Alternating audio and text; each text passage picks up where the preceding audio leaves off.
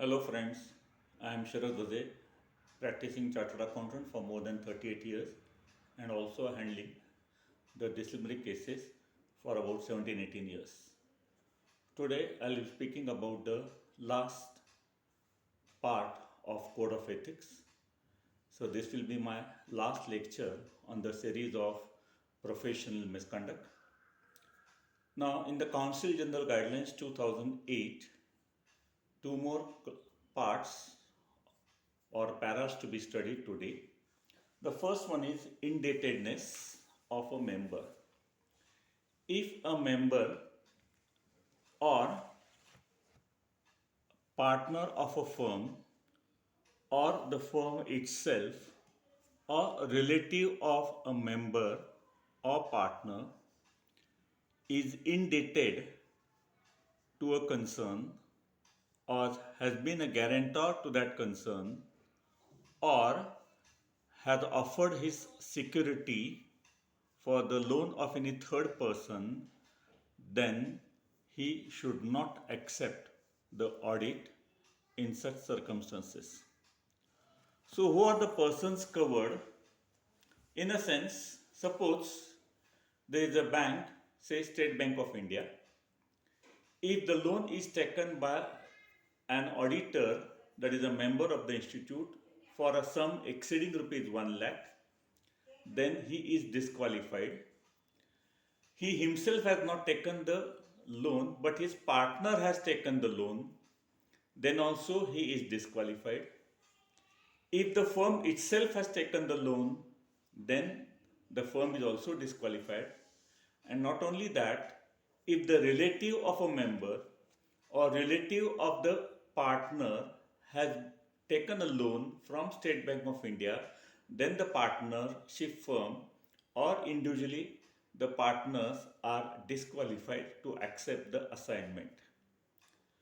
Now, this limit of 1 lakh rupees is provided by the Council General Guidelines, but if it is statutorily provided any other amount, then that will prevail upon. It nowhere states that the amount specified in the statute or rupees 1 lakh, whichever is more or whichever is less. Where the statute has provided lesser amount, say 10,000 rupees, then it will apply and not 1 lakh rupees. So there is neither statutory amount or 1 lakh, whichever is more or whichever is less. What has been provided by statute, that limit. If not so provided by statute, then the Council General Guidelines has prescribed the limit of rupees 1 lakh. Now, in case of unjustified removal of auditors, that is clause number 11, if ABC is a partnership firm where the auditors of the company and the company has removed auditors, say for the financial year 21-22, and has approached PQR for the assignment. PQR has communicated to the previous auditor and sought to know whether their fees outstanding were paid in full.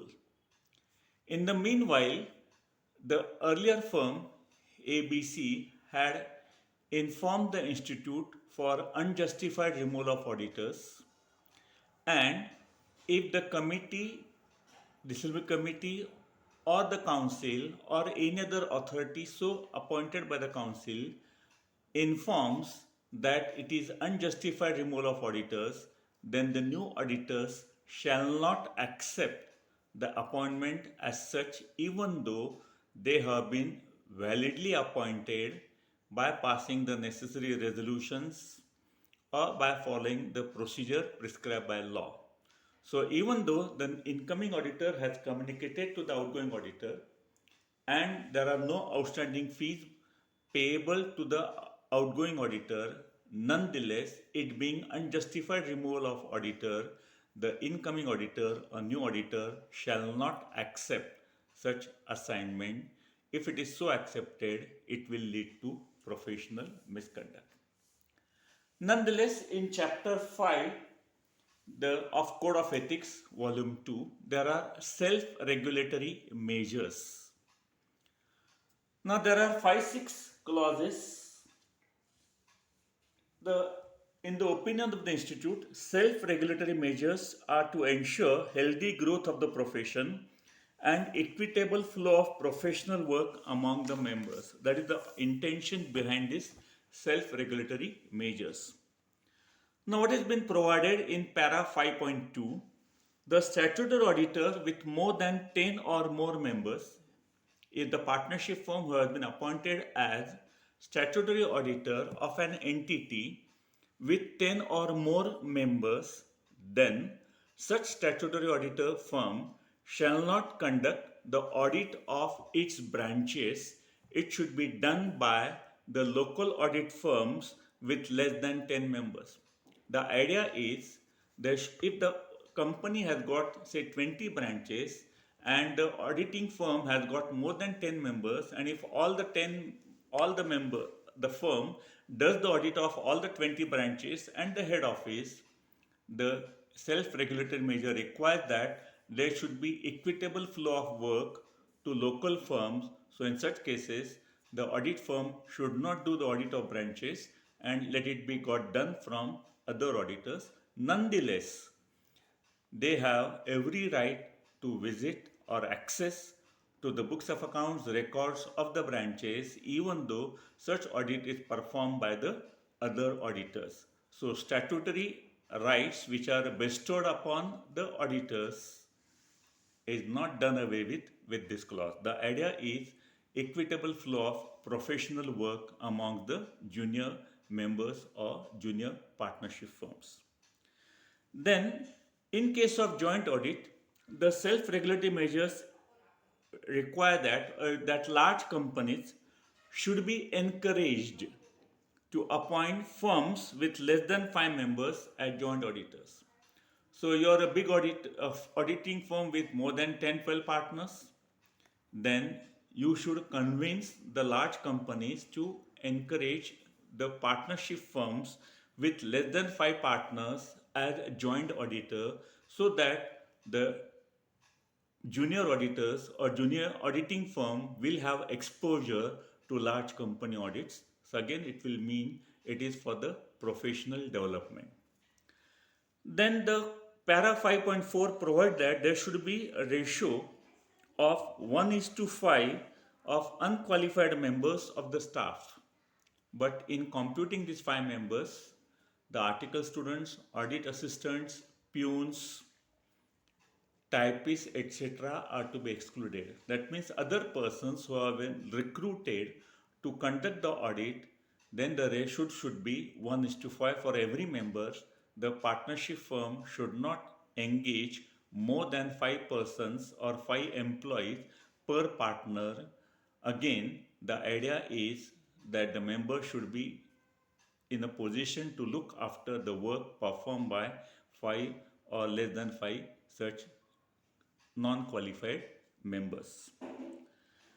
Then para 5.5 also requires that the auditor should disclose the payments received other than audit fees. That means payments received for tax representation, payments received for tax consultancy, or payment received for any taxation assignment or GST assignment or transfer pricing audit. That means other than statutory audit, if any amount is received by an auditor, may be directly or indirectly, means by another organization in which the partner is the auditor's firm's partner is also a partner in other firm, or is a director or a member of other corporate entity which has received fees from the client in respect of other services. That fact should be disclosed. It is again to have more openness, more transparency in the conduct of audit and to maintain the independence. Because we have seen earlier that the other fees shall not exceed the statutory audit fees, obviously for PSU or government companies or listed companies or companies having more than 50 crore turnover, it is applicable to them. The idea is under the guise of statutory audit, the concerned partnership firm or auditing firm does not take away major chunk of professional fees, and to retain that other fees, the auditor is compromising on the statutory audit part in the independence as an auditor. So the idea is other fees should not exceed the statutory audit fees in letter and spirit. And the last one is the council has recommended minimum fees that should be for charged by members, and the fees have been based upon the categories of cities like A category, B category, and C category. But as the paragraph itself suggests, these are recommended fees and not it is mandatory on the part of the professional. It's an open secret. Whatever fee that has been prescribed by the council, in practice, rarely or no one is willing to pay that much of fees to the members. So members have to accept lesser fees than what has been provided by the that has been prescribed by the institute. But that is the fact of life. That is what the practice is, and that is make the difference between theory and practice. My dear friends, this is my last lecture on Code of Conduct or Professional Misconduct. Today's lecture is 30th lecture. I thank from the bottom of my heart for having heard those lectures, having viewed those lectures, but still, those who are interested, they may forward or share the link for these lectures so that it will spread to almost all members of the institute, or at least even if it reaches 1% of the total members of the institute, I think the purpose of having these lectures is satisfied. I profusely thank all of you. There will be no lecture from next Saturday on professional misconduct. Thank you very much.